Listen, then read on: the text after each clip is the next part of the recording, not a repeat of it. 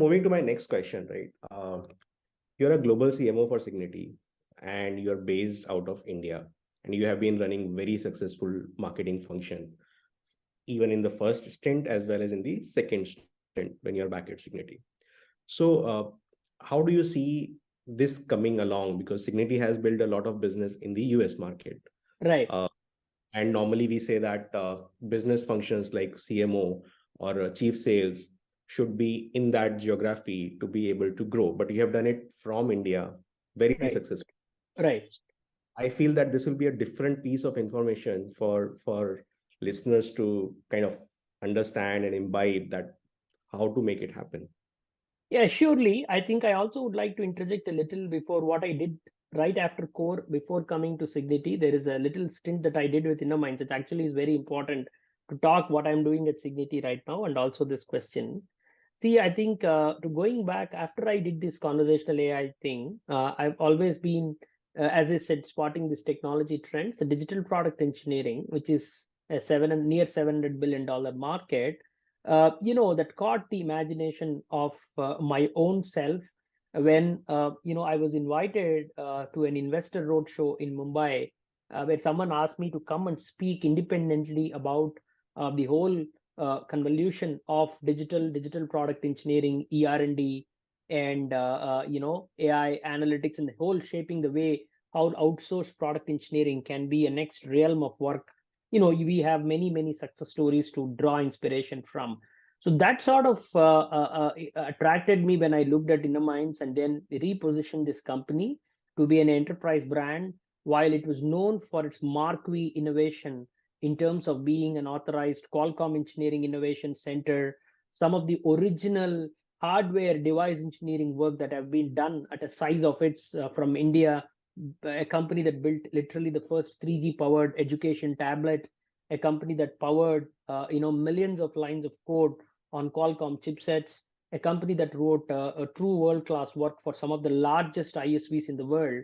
So I had this opportunity to transform that from being an ISV centric company to an enterprise centric. And then we came out with a positioning statement of powering the digital next. And it so happened that the entire association of my with the company was during the phase of COVID. It was exactly 2 years and a month. But then it was a phenomenal amount of, imagine three overlapping circles: devices, apps, analytics, right? So devices is all about IoT, ER&D, engineering. Apps is about building software, cloud native products and applications. And then, this whole entire AI powered cognitive. So what we used to call a chip to cloud to cognition. So with that sort of a foundation, and of course, thanks again to the leadership there, I had this phenomenal opportunity to work with some very fine engineering minds in repositioning this company and successfully. Why I'm talking about that is, and that's when Cigniti has always been closest to my heart, because that's a brand that I literally lived my dream. So when I had to come back second time, here was an opportunity to see that the world's second largest pure play quality engineering company envisioned itself to be a $1 billion organization and was working backwards to see what could be the market dynamics that it needs to do apart from leading the world in the world of testing. So that is where the experience of core, where I literally looked at what AI first enterprise can be, plus the digital product engineering dimension of Inner Minds together led to a conclusive expertise and experience that I could go back and apply. And in 9 months of rejoining the company, we repositioned it from being a testing only, quality engineering only company to what we call a quality first digital engineering company.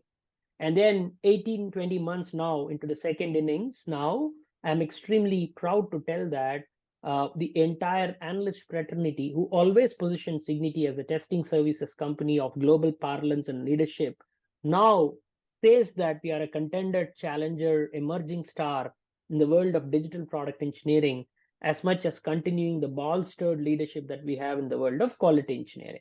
So here was an opportunity to relay the canvas, a brand that was so close to my heart, which continues to be. But then I had to unshackle myself so that it's no more a testing services company. And there again, the understanding of market, because of the convolution of forces, agile and DevOps leading to a redefined way of how testing has to be done in a digital first world, in an automation first world. I think that is where this entire brand transformation happened. So I'll just give you a very simple example. We let go of this tagline that we had for Cigniti called software quality assured. It might look pretty normal right now, but then imagine 12 years of legacy that the brand is tied up with, 4,000 passionate quality engineering professionals who breathe and breathe software testing but nothing else, had to be sort of brought onto the same canvas and said that quality is not going anywhere because it's ingrained in everything that we do. And then going and working with 80 of the Fortune 2000 companies, and then telling them that here is what we are here for, coming with an approach of saying that quality is ingrained as much as it is, quality is first, but we are now in the world of digital, the world of AI, world of application development and cloud native. So that's the whole baggage, right? So I had to carry. Now I'll answer your question, right? Doing it all from here, I think, see, this is the third time, right? So first time at Cigniti, then at Core, then at InnerMinds, now again at Cigniti. As I said, we work with a global charter. Again, thanks to this whole connected enterprise that we all live with. The playbook that we've always crafted was, brand transformation, marketing-led positioning. Truly, today Cigniti is a brand across 25 countries, and so is the couple of other companies that I manage, which are truly global, can actually be orchestrated by being closest that you can without being physically in the land of being where being it's sold. So I think, in fact, it's just not marketing, right? I am co-responsible for our investor outreach, investor communication. I work on certain elements of our mergers, acquisitions, and corporate development. So all of this is possible because the conviction of our chairman, our chief executive officer, and the global leadership that this can be done. Number one.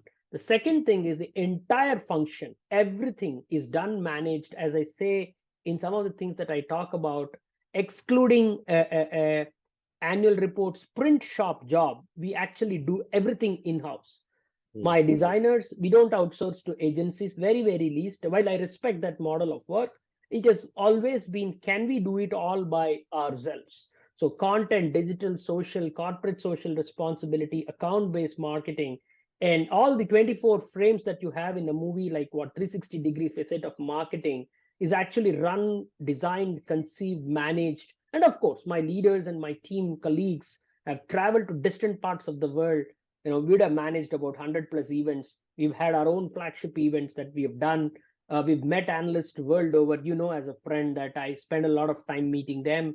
And then thanks to the complementary nature of our sales leadership, the structures that we have, I must acknowledge that, right? So we feed into them, and then we've always been there. And then some of the marquee logos, some of the largest, and then not only that, over the last 7, 8, 9 years of overall my association with Cigniti, both when I'm working and I was outside, including some of the teams that we've been significant contributors to the pipeline and demand gen and the inbound aspects of the largest logos that the company has actually ever won, both servicing the net new as well as the existing. So all this culminates to two pieces, Prashant.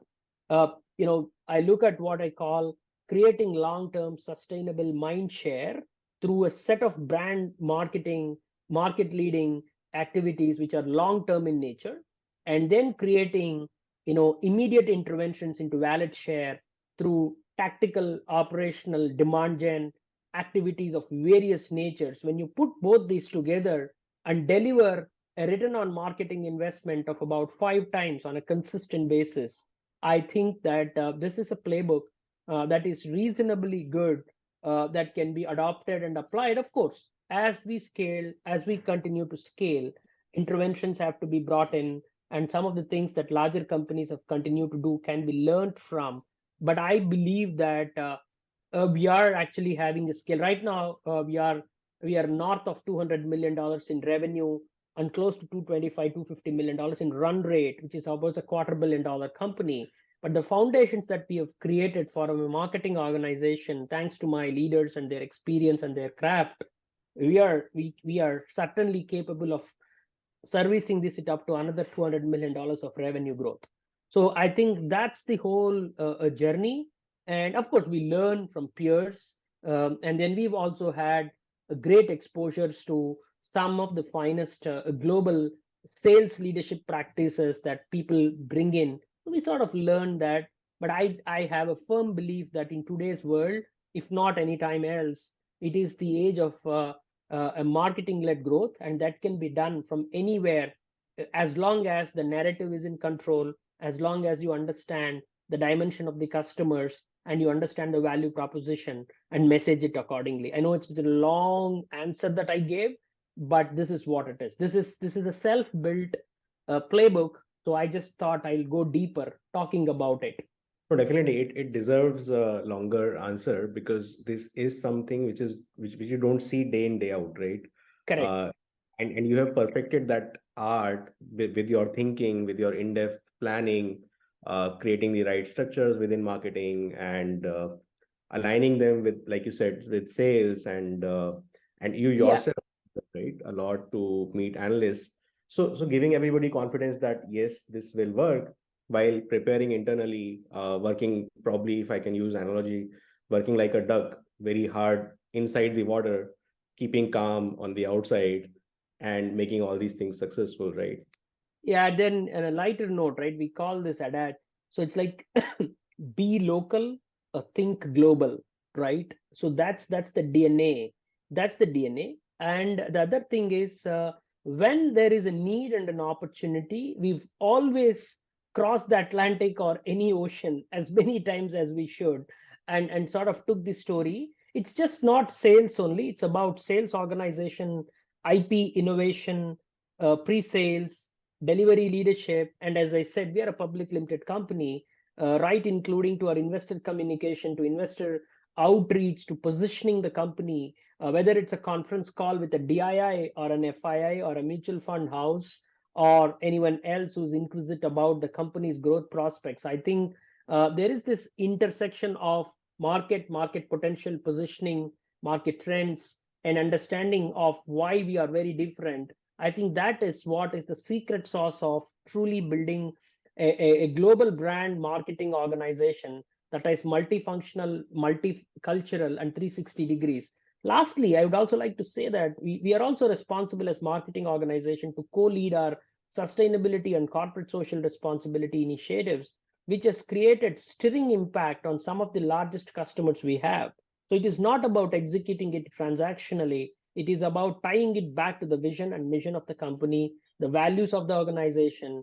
Why we think, for example, we work in education, healthcare, and sustainability, tying it back to the purposefulness of the brand, right? You know what is the purposeful marketing is all about, and creating that larger than life societal impact, which goes back to employee engagement, which goes back to the founder's vision, which goes back to our responsibility towards society as a public limited company. So all of this comes in, and then, in my opinion, being closest to the corporate, which we are from India, and then working in this multicultural environment with seamless integration with our global leadership, sales leadership teams, which are spread across US, UK, and everywhere else, and then being part of the leadership, and then have this foundational understanding of the brand's DNA makes it all work.